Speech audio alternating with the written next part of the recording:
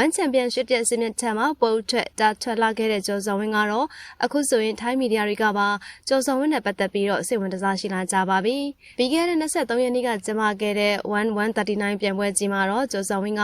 ဂျပန်ဖိုက်တာမူကာစီရိုနဲ့ရှင်မိုင်ထိုးသက်ခဲ့တာဖြစ်ပြီးတော့ဒုတိယအချီမှာပဲမူကာစီရိုကိုအလဲချိုးနဲ့အနိုင်ယူနိုင်ခဲ့တာပဲဖြစ်ပါတယ်။ဂျပန်ဖိုက်တာမူကာစီရိုဆိုတာကတော့ပေါ့ပေါ့တေးသေးဖိုက်တာတယောက်တော့မဟုတ်ပါဘူးရှင်။1မှာသူက6ပွဲကစားထားပြီးတော့9ပွဲနိုင်တစ်ပွဲရှုံးရလက်ကိုပိုင်ဆိုင်ထားတဲ့ဖိုက်တာကောင်တူပါ။သူနိုင်ခဲ့တဲ့ပွဲတွေကလည်းအလဲချိုးနဲ့နိုင်တာကများပါတယ်။ဒါကြောင့်မူကာစီရိုက1 championship မှာဆိုရင်တော့အတွေ့အကြုံရှိတဲ့ဖိုက်တာတယောက်ဖြစ်တယ်လို့ short တွဲလို့မရတဲ့ဖိုက်တာထဲမှာလည်းပါပါတယ်။ကျော်စော်ဝင်းကတော့ဒီလိုကောင်းလာပါတယ်ဆိုတဲ့ fighter ကိုပထမပွဲစဉ်မှာကလေးကအလဲချိုးနဲ့အနိုင်ယူက bonus ကိုပါသိမ့်ပိုက်ပြလိုက်ပါပြီ။ကျော်စော်ဝင်းရဲ့စွမ်းဆောင်ရည်ကိုအားလုံးကတော့သဘောကျနေကြတာကတော့အမှန်ပါပဲရှင်။ဒါကြောင့်လဲပွဲပြီးအင်တာဗျူးမှာဆိုရင်ကျော်စော်ဝင်းအနေနဲ့မွေထိုင်းဘီယန် Rod Chan နဲ့ပွဲတည်ပေးလာခဲ့မယ်ဆိုရင်လက်ခံမလားလို့မေးလာကြတဲ့အပေါ်မှာကျော်စော်ဝင်းကတော့ဘသူနဲ့ပွဲတည်ပေးပြီးတတိကထိုးခိုင်းမယ်ဆိုရင်အားလုံးကိုရင်ဆိုင်လက်ခံထိုးသွက်သွားမယ်ဆိုပြီးတော့ပြတ်သားစွာနဲ့တုံ့ပြန်လိုက်ပါတယ်။တကယ့်ကိုစမသေးတဲ့ကြော်ကြီးပါပဲရှင်။ဒီကိစ္စနဲ့ပတ်သက်ပြီးတော့1 championship က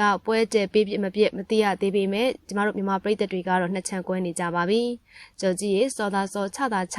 Rod Chan ကမောင်ကုန်းကောင်းပြီးအသေးမာတဲ့ fighter ဆိုပေမဲ့ချက်ကောင်းထိမခံနိုင်ပါဘူးဆိုတဲ့အဖွဲ့ကတစ်ဖွဲ့နဲ့ကြော်ကြီးကိုအညွန့်ချိုးချင်တာလားအခုမှ1 championship မှာစချိုးပြီးတပွဲသာနိုင်သေးတာဆိုတဲ့အဖွဲ့ကတစ်ဖွဲ့နှစ်ဖွဲ့ကွဲနေပါတယ်။ကျော်ကြီးအနေနဲ့ကတော့မွေထိုင်းဘီယန် Rod Chan နဲ့ရင်ဆိုင်ထိုးသက်မယ်ဆိုရင်တော့အများကြီးလေ့ကျင့်ကြိုးစားရအောင်ပါပါအရှောင်းအတိမ်အဝန်းအထွက်အထူးသဖြင့်တထောင်ရိုက်ချက်တွေကိုပိုင်နိုင်လေ့ကျင့်ထားဖို့လိုအပ်ပါမယ်။ Rod Chan ရဲ့လက်သီးပြင်းအားကပွဲသိမ်းနိုင်တဲ့အထိအပြင်းသူတယောက်ဖြစ်တယ်လို့မွေထိုင်းမှာဆိုရင်လည်းတပိုင်းရင်ဝိုင်းရင် fighter 2ပါ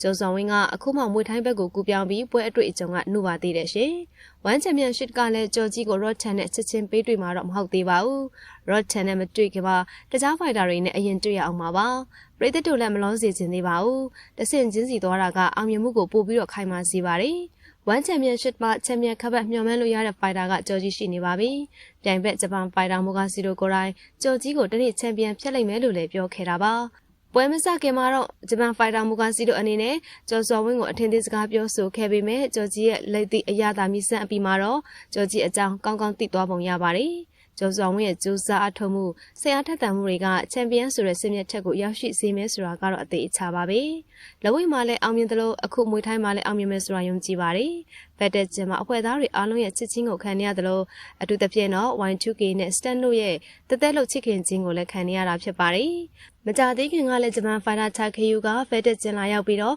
ကျော်ဆောင်ဝင်းနဲ့တွေ့ဆုံတဲ့ပုံရိပ်လေးတွေကိုလည်းသူ့ရဲ့မီဒီယာထက်မှတင်ပေးထားတာကိုတွေ့ရပါတယ်။မြန်မာပြည်သက်တွေတာမကထိုင်းပြည်သက်တွေရဲ့အားပေးခြင်းခံရတဲ့ကျော်ဆောင်ဝင်းကိုမကြာမီ1 championship မှာချန်ပီယံအဖြစ်မြင်တွေ့ချင်နေကြပါပြီရှင်။ကဲပြည်သက်ကြီးတို့ရောလက်တလောကျော်ဆောင်ဝင်းကို Rod Chan နဲ့ပေးတွေ့မယ်ဆိုရင်ဘလို့ရလက်ထွက်ပေါ်မယ်လို့ထင်ပါလေ။ကျော်ဆောင်ဝင်းအနေနဲ့အခုချိန်မှာ Rod Chan နဲ့လက်ခံတွေ့ဆုံနိုင်မှုအရေးချင်းတွေပြည့်စုံနေပြီလားဆိုတာလဲထင်မြင်ချက်လေးတွေကိုမှတ်ချက်ရေးပေးခဲ့ကြပါအောင်ရှင်။အားလုံးကိုကျေးဇူးတင်ပါတယ်။